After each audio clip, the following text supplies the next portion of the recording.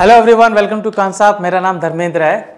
आज जो टॉपिक हम डिस्कस करने वाले हैं वो डिस्कस करने वाले हैं कि म्यूचुअल फंड ज़्यादा बेटर है या स्टॉक बाइंग ज़्यादा बेटर है। हम दोनों संदर्भ में बात करेंगे और बारीकी से जांच करेंगे और देखेंगे कि इन दोनों में से बेहतर कौन सा है। ठीक है, और ये वीडियो आपको हेल्प करेगा एनालिसिस करने में कि आप स्टॉक बाइंग आपको ज़्यादा करनी चाहिए, म्यूचुअल फंड आपको ज़्यादा करनी चाहिए। तो आप इन दोनों में अंतर कर सकते हो। हम दोनों का अंतर बारीकी से करेंगे और देखेंगे कि दोनों में डिफरेंसेस क्या है, कहाँ पर हमें परेशानी फेस करनी पड़ेगी, कहाँ पर हमारे लिए कन्वीनियंट रहेगा। हम दोनों संदर्भ में बात करेंगे और देखेंगे कि कौन सा हमारे लिए ज़्यादा फायदेमंद है। ठीक है, तो चलिए बात करते हैं equity buying and mutual funds, investing in mutual funds. ठीक है, सो पहले मैं आपको बात करता हूँ म्यूचुअल इक्विटी बाइंग के बारे में, फिर हम जाएंगे म्यूचुअल फंड्स इन्वेस्टमेंट में। ठीक है, तो अगर मैं बात करूं इक्विटी बाइंग, ठीक है, कि कोई स्टॉक आपको बाय करना है, जस्ट अ मिनट।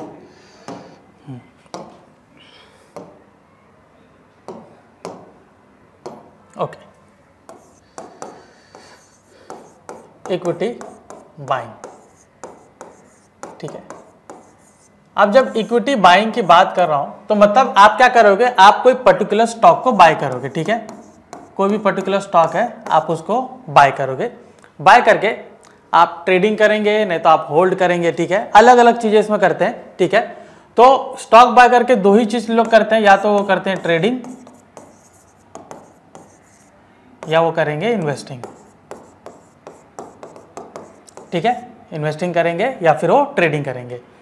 अभी इसमें ट्रेडिंग भी आप देखोगे अलग अलग टाइम फ्रेम का उनका ट्रेडिंग होता है, वो टाइम फ्रेम के हिसाब से देखेंगे। फिर इसमें इंट्राडे ट्रेड करते हैं या फिर पोजीशनल ट्रेड करते हैं, तो दोनों इसमें आता है। ठीक है, इंट्राडे और पोजीशनल ट्रेडिंग, यहां पर पोजीशनल ट्रेडिंग हो गई। ठीक है, इंट्राडे एंड पोजीशनल। और इन्वेस्टिंग में तो हम पूरी तरीके से जानते हैं कि ये पूरी तरीके से लॉन्ग टर्म इन्वेस्टिंग रहेगा। ठीक है, तो स्टॉक बाइंग में आपका ये चीज होता है। ठीक है, अभी ये सुनने में इतना आसान लग रहा है, लेकिन इसके लिए हमें क्या क्या करना पड़ता है और वो करने में हमें क्या क्या परेशानी फेस करनी पड़ती है, हम ये देखते हैं। ठीक है, तो बात करते हैं इंट्राडे और पोजीशनल ट्रेडिंग के बारे में। ठीक है, तो जब मैं इंट्राडे और पोजीशनल ट्रेडिंग की जब मैं बात करूं, ठीक है, तो सबसे पहला क्या आएगा कि मुझे स्ट्रैटेजी बनाने में टाइम लगता है। ठीक है, यहां पर मैं स्ट्रैटेजी बनाऊंगा, स्ट्रैटेजी बिल्टअप करूंगा। ठीक है, स्ट्रैटेजी बनाना क्या इतना आसान है? बिल्कुल नहीं। वहां पर टेक्निकल एनालिसिस, डेटा, ठीक है, टाइम फ्रेम, ये सारी चीजें मुझे देखनी पड़ती है। ठीक है, उसके बाद मैं वही देखूंगा कि मुझे इंट्राडे करना है या पोजीशनल करना है। ठीक है, तो टाइप मैं देखूंगा कौन सा टाइप। ठीक है, ROI कितना है वो मुझे देखना है। ठीक है, फिजिबिलिटी चेक करनी है। ठीक है, फिजिबिलिटी चेक करनी है, जस्ट अ मिनट। फिजिबिलिटी मुझे चेक करनी पड़ती है कि ये मेरे लिए आसान रहेगा कि नहीं। ठीक है, और मेरा ROI के हिसाब से ये कितना अच्छा मुझे रिटर्न दे रहा है। ठीक है, तो यहां पर आप रिटर्न्स को कैलकुलेट करोगे, राइट। तो ये सारी चीजें चेक करनी पड़ती है और फिर हम डिसाइड करते हैं कि हमारे लिए कौन सा इंट्राडे या फिर पोजीशनल ट्रेडिंग हमारे लिए काम आएगा। ठीक है, ये सारी चीजें यहां पर फेस करनी पड़ती है। इन्वेस्टिंग भी आपका सेम ही तरीके का है। ठीक है, ये सारी इन्वेस्टिंग में जब हम जाएंगे तो ऑब्वियसली वहां पर मैं क्या करूंगा, फंडामेंटल एनालिसिस करूंगा।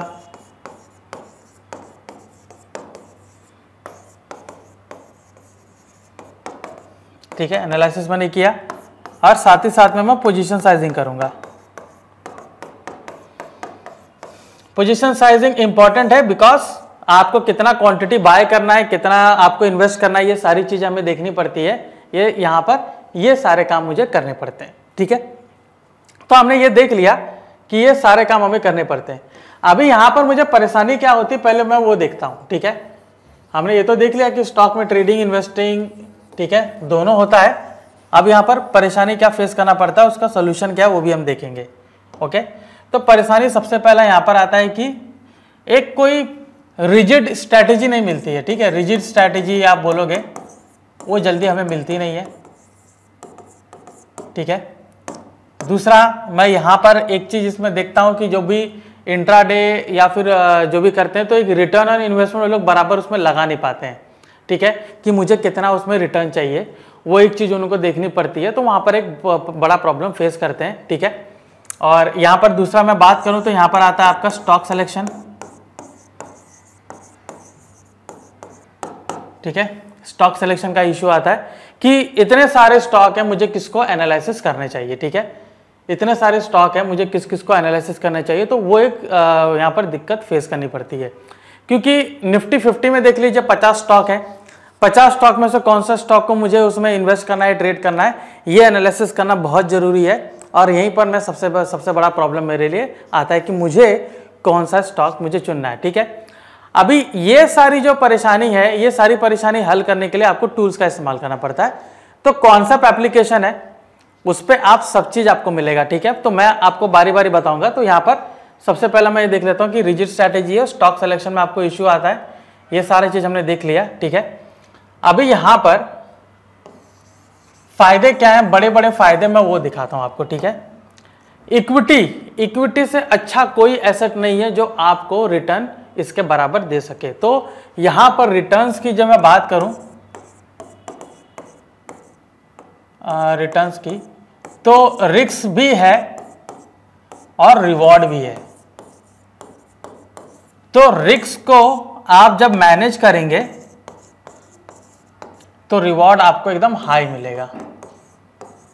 ठीक है, कई स्टॉक आप देखोगे निफ्टी को इजीली आउट परफॉर्म करते हैं। ठीक है, मतलब अगर निफ्टी 12 से 15% के बीच में रिटर्न देता है ईयरली, स्टॉक आपको 20 से 30% देता है, कोई स्टॉक 50% भी देता है, कोई स्टॉक 100% भी देता है। डिपेंड करता है कि उसके पीछे बैकिंग क्या है, डेटा फंडामेंटल्स क्या बैकिंग है, वो सब भी देखना पड़ता है।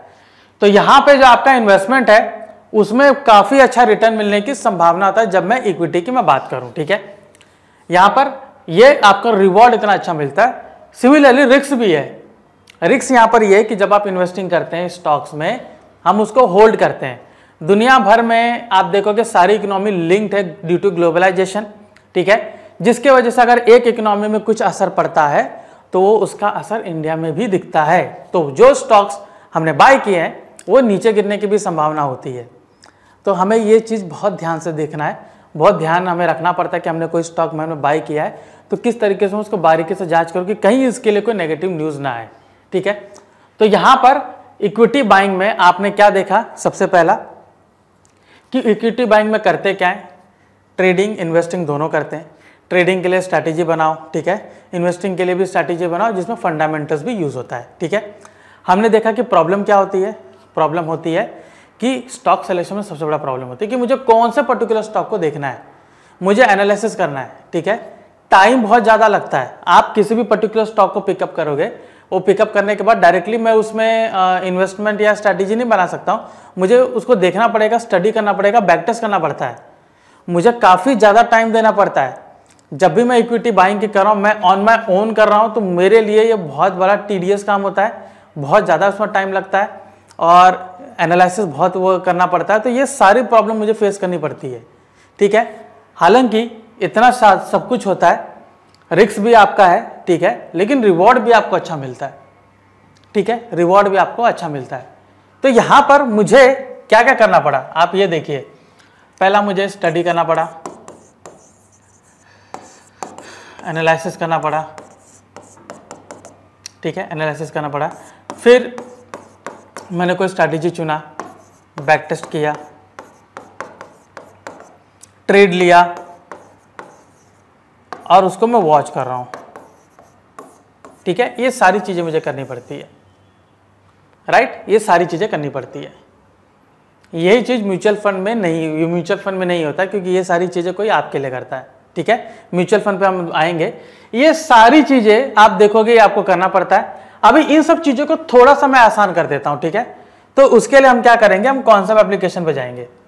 तो अगर आपको किसी स्टॉक का लॉन्ग टर्म पर्सपेक्टिव से अगर उसको एनालिसिस करना है तो आप ट्रैक में जाके आप फ्यूचर डेटा को इस्तेमाल कर सकते हो। ठीक है, ये पर्टिकुलर स्टॉक का पूरा ब्रॉड व्यू बताता है, पूरा डेटा इसमें आता है, पूरा फ्यूचर का डेटा इसमें यूज होता है और आपको ब्रॉड पर्सपेक्टिव बताता है कि ये स्टॉक का कितना मतलब हम ये देखेंगे स्टॉक में मोमेंटम क्या है, बुलिश है कि बेरिश है, ये आपको यहाँ पर पता चलेगा। ठीक है, वीकली और आपको लॉन्ग टर्म में इन्वेस्ट भी करना है तो आप ट्रेडिंग में जाके रिलेटिव परफॉर्मेंस ग्राफ चुन सकते हो। ठीक है, इसके ऊपर मैंने वीडियो भी बनाया है। लॉन्ग टर्म इन्वेस्टमेंट में सेटिंग्स में जाके यहाँ पर सेटिंग्स क्लिक करके वीकली कर सकते हो और आपका सेटिंग्स चेंज होने के बाद आपको मालूम पड़ेगा कि किस पर्टिकुलर स्टॉक में बुलिशनेस आई है, बेरिशनेस आई है, उसके मुताबिक इसमें इन्वेस्टिंग आप कर सकते हो। ठीक है, बहुत अच्छा टूल है, रिटर्न देने की भी क्षमता इसकी काफ़ी ज़्यादा है। इंट्राडे आपको ट्रेड करना है, ट्रैक में जाके ट्रिगर्स टूल देखिए। ठीक है, यहाँ पर आपको सपोर्ट और रेजिस्टेंस बताया जाता है on the basis of data. इसके बारे में भी टूल है, बारीकी से बताया गया है, स्टेप बाय स्टेप बताया गया है, आप उसको जान सकते हो। ठीक है, ऑप्शन स्ट्रैटेजी को बिल्ड करना है, रिस्क को मैनेज करना है, जो मैंने बताया कि सबसे ज़्यादा इंपॉर्टेंट रिस्क मैनेजमेंट है। तो आप उसके लिए ट्रेडिंग में जाइए, ऑप्शन आर्किटेक्ट में, या बहुत सारी ऑप्शन स्ट्रैटेजीज है। ठीक है, बुलिश के लिए, बेरिश के लिए, अदरवाइज ऑसिलेट कस्टम के लिए। तो आप कोई भी स्ट्रैटेजी आप पिकअप करोगे, आपको मैनेज करके बताता है कि आपका मैक्सिमम रिस्क कितना हो सकता है और आपका लॉस कितना हो सकता है। जैसे यहाँ पर अभी आप देखो, जैसे मैंने एक स्ट्रैटेजी एक बनाई है, इसमें देखिए मैक्सिमम रिस्क मेरा कितना है 3740 और मैक्सिमम प्रॉफिट मेरा 4760। इसको हम ये भी कर सकते हैं, कस्टमाइज भी कर सकते हैं, जिससे मेरा रिस्क और कम हो जाए और प्रॉफिट अच्छा हो जाए। ठीक है, तो रिस्क मैनेजमेंट आप ऑप्शन स्ट्रैटेजी से कर सकते हो। ठीक है, तो हमने देखा कि मुझे टूल कैसे मुझे सेलेक्ट करना है। ठीक है, यहाँ पर स्टॉक सिलेक्शन सभी चीज आपको आ जाती है। जैसे ट्रैक में जाके आप ट्रिगर्स ओपन करोगे तो स्टॉक सिलेक्शन आपके लिए आसान हो जाता है। ठीक है, तो इंट्राडे पोजीशनल ट्रेडिंग के लिए आप ये यूज कर सकते हो, इन्वेस्टमेंट के लिए भी आप इसको यूज कर सकते हो, जो हमने आरपीजी टूल हमने देखा। ठीक है, तो ये देखा कि हमने इक्विटी बाइंग के लिए, इक्विटी बाइंग में हमें क्या क्या करना पड़ता है, हमें कौन कौन सी परेशानी फेस करनी पड़ती है और हमारा रिटर्न कितना, हमने वो भी देखा कि हमको मैक्सिमम कितना, मतलब ज़्यादा कितना रिटर्न मिल सकता है, हमने वो भी देखा, और इसकी रिटर्न देने की कैपेसिटी कितनी वो भी हमने देखा। ठीक है, अभी आते हैं म्यूचुअल फंड्स की ओर। ठीक है, कि म्यूचुअल फंड्स में क्या क्या होता है और हमें क्या क्या मिल सकता है उसमें। ठीक है, जस्ट अ मिनट। तो यहां पर आता है म्यूचुअल फंड्स। ठीक है,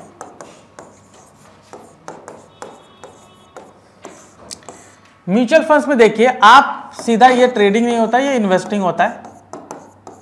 ठीक है, लॉन्ग टर्म का इन्वेस्टिंग होता है, 10 ईयर्स, 15, 20, 25, जैसा आप चाहो उसके हिसाब से करते हो। ये आपका पूरा फ्यूचर बिल्टअप करता है। ठीक है, इक्विटी में देखिए जब स्टॉक बाइंग करते हो, हाँ उसकी रिटर्न देने की कैपेसिटी ज़्यादा है। इक्विटी में जब हम स्टॉक बाइंग करते हैं तो उसमें आप ये देखिए कि आपको बहुत सारा एनालिसिस करना पड़ता है। ठीक है, जो मैंने आपको यहाँ पर लिख के बताए थे कि स्ट्रैटेजी बनाओ, स्ट्रैटेजी को बैक टेस्ट करो, एनालिसिस करो, स्टॉक सिलेक्शन करो, वॉच करो, सारी चीज़ें आपको मैनुअली करनी पड़ती है, खुद से करनी पड़ती है। यहाँ पे ये सारी चीज़ें आपके लिए म्यूचुअल फंड मैनेजर करते हैं, जो वहाँ पे डीलर्स बैठते हैं वो लोग करते हैं, प्रोफेशनल करते हैं। ठीक है, ये सारी जो प्रॉब्लम आप फेस करते हो, ये सारी प्रॉब्लम वो लोग आपके लिए फेस करते हैं। तो यहाँ पर हम क्या कर सकते हैं कि हम अच्छा अमाउंट देकर इन्वेस्टिंग करा सकते हैं, बट रीज़न यहाँ पर यही है कि ये रिटर्न जो है आपको वो कम मिलता है। ठीक है, इक्विटी में मैंने आपको क्या बताया था कि किसी स्टॉक का आपका ईयरली 10% देने की भी कैपेसिटी है, 20, 30, 50, 100% देने की भी कैपेसिटी है। आपने कई स्टॉक देखा होगा, वो 400 रुपया था, वो बढ़ के 800 हो चुका है, 900 हो चुका है, 1000 हो चुका है, आपने देखा होगा। कई स्टॉक है जो 10%, 20% ईजिली मूव दे देते हैं। आप उस स्टॉक को पर्टिकुलरली पिकअप करिए, जनवरी में क्या था, अभी क्या है, वो आपको क्लियर दिख जाएगा, या फिर इवेंट के दिन कैसा था और आज कैसा, वो आपको क्लियरली डिफरेंस दिख जाएगा। तो एक स्टॉक का आपको 10-20% देना कोई मामूली बात नहीं है, क्योंकि निफ्टी भी उतना ही आपको दे देता है। ठीक है, म्यूचुअल फंड में ये चीज आपको नहीं मिलेगी। म्यूचुअल फंड जो आप चुन रहे हो उस पे एक कंसिस्टेंट प्रॉफिट है, कंसिस्टेंट प्रॉफिट है, जो कि आपने 12 या 15% को देखा होगा, 12 to 15%। और ये चीज आपका कंपाउंडिंग होती रहती है। तो मतलब अगर आपने 1 लाख दिया है तो नेक्स्ट ईयर 1,12,000, 1,15,000 हो जाएगा। नेक्स्ट ईयर आपको जो 12-15% जो रिटर्न है वो उसी 1,12,15,000 के ऊपर मिलेगा। तो ये कंपाउंड होता रहता है, और आप लॉन्ग टर्म के हिसाब से सोचते हो 10, 15, 20 साल के लिए, तो आपको काफी अच्छा रिटर्न मिलता है। ठीक है, तो ये सारे काम आपको म्यूचुअल फंड वाले करते हैं। बस ये देखिए कि आरओआई आपका कहां पर है। ठीक है, अभी यहाँ पर ROI कम तो है लेकिन पीस ऑफ माइंड भी है, आपको खुद से कुछ करना नहीं रहता है।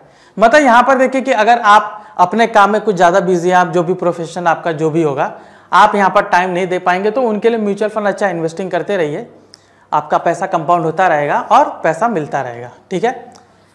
इक्विटी बाइंग में कैसा है कि अगर आप थोड़ा टाइम स्पेयर कर सकते हो, ठीक है, तो आपके पास टाइम है इवनिंग में या फिर वीकेंड में काफ़ी अच्छा टाइम है, तो आप इक्विटी बाइंग की ओर जा सकते हो। उसको एनालिसिस करिए, फंडामेंटली उसको टेस्ट करिए और देखिए कि वो आपका जो आपने पैरामीटर्स बनाया उसमें है या नहीं, और उसके मुताबिक आप उसको बाय करके होल्ड कर सकते हो, ठीक है। तो दोनों में ये चीज़ डिफरेंसेस थे। जो काम आप खुद करना चाहते हो म्यूचुअल फंड्स में, वो जो प्रोफेशनल्स तो आपके लिए करते हैं, डिफरेंस ये है। और दूसरा डिफरेंस ये कि रिटर्न्स आपको म्यूचुअल फंड में कम मिलता है, इक्विटी बाइंग में ज़्यादा मिलता है, ठीक है। लेकिन दोनों ही देखिए, अगर एक साइड कुछ ड्रॉबैक है तो एक साइड उसका बेनिफिट है, ठीक है, और एक साइड का जो ड्रॉबैक है वो दूसरे साइड का बेनिफिट है, ठीक है। तो दोनों ही आप देखोगे कि एट पार उसमें चलते हैं, ऑलराइट। तो आपको ये तय करना है कि आपके लिए ज़्यादा क्या सुटेबल है, आपके टाइम के मुताबिक, ठीक है, आपके पीस ऑफ माइंड के मुताबिक, कि आप किस में ज़्यादा कंफर्टेबल हो, ठीक है। जो आपके लिए ज़्यादा कन्वीनियंट है, जो आपके लिए ज़्यादा मैं कहूँगा कंफर्टेबल है, और जो आपकी एक्सपेक्टेशन है उसके मुताबिक जो चाहिए विद इन टाइम लिमिट, तो आप दोनों में से कोई चुन सकते हो अपने कन्वीनियंस के हिसाब से। तो ये था हमारा mutual fund versus equity buying का सेशन, ठीक है। आई होप ये वीडियो आपको पसंद आया होगा, तो प्लीज़ लाइक एंड शेयर कीजिए। मैं धर्मेंद्र राजभर, आपका धन्यवाद।